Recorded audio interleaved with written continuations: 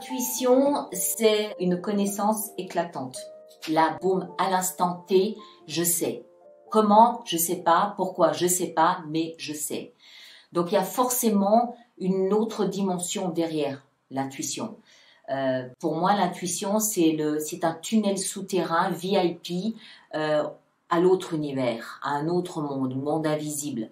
Moi, je pense très, très fortement qu'on est en permanence connecté à d'autres fréquences, à d'autres univers, ou en tout cas et on reçoit des indications, on reçoit des informations de cet univers-là qui nous guident, qui nous permettent d'avancer et de cheminer avec confiance.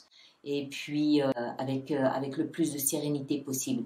Et le langage commun entre eux et nous, c'est notre intuition, justement. La plus grande difficulté, selon moi, avec l'intuition, c'est faire confiance à notre intuition. Parce qu'au début, en tout cas en ce qui me concerne, au début, quand mon intuition se manifestait, je la combattais. Je me disais non, mais c'est n'importe quoi. Je projette un désir, une volonté. Et en fait, on apprend au fur et à mesure, surtout quand on entre dans un domaine de thérapie, on apprend à écouter son intuition.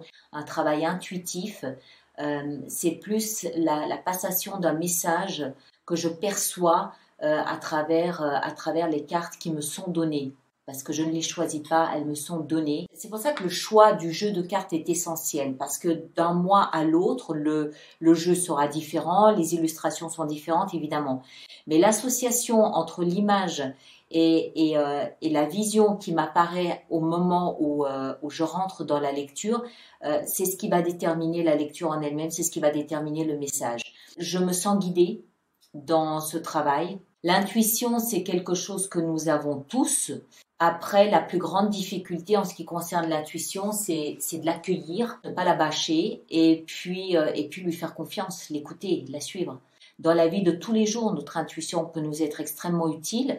En ce qui me concerne, j'ai appris à développer mon intuition comme on développe un muscle en salle de sport, parce qu'on perçoit des messages, on voit des images défiler devant soi, on voit un film défiler devant soi.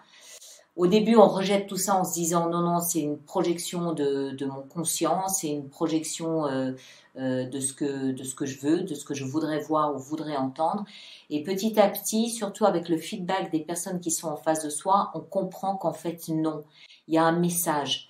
C'est un message qui nous est transmis parce qu'on a confiance en nous pour transmettre ce message.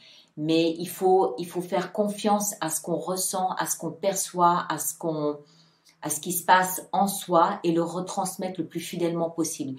Et c'est très exactement ce qui se passe pour moi lorsque je suis dans une lecture. Les cartes sont un détonateur, les cartes sont un tremplin, mais en association avec ces cartes qui me sont données, parce que je ne les choisis pas, elles me sont données, vient se profiler en fait un film.